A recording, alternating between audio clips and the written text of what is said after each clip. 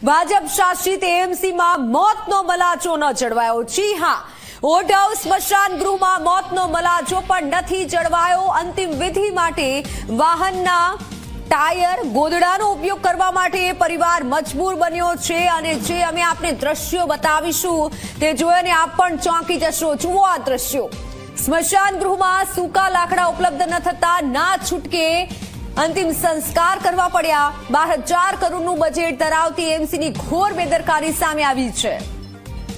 પરિવારજનોને 4 કલાક જેટલો સમય અંતિમ વિધિ માટે થયો હતો। પરિવારોએ એએમસીના સીસીઆરએસમાં પણ ફરિયાદ કરી હતી। અગાઉ સ્મશાનમાં ઓછા લાકડા આપી વધુ ચાર્જ લેવાનું કૌભાંડ પણ સામે આવ્યું હતું।